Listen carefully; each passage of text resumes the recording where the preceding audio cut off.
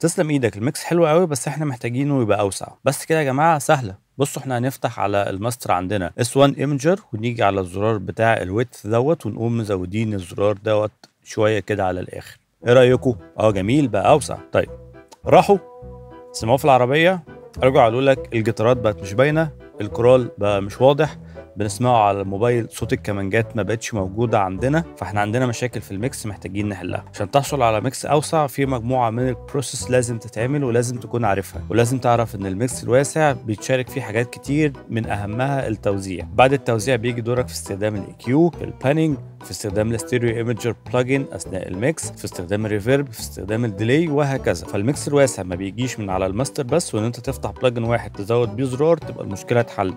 زي ما بنقول كده ما كانش حد غلب. تابع الفيديوهات اللي جايه عشان تعرف ازاي تحل المشاكل دي. سلام.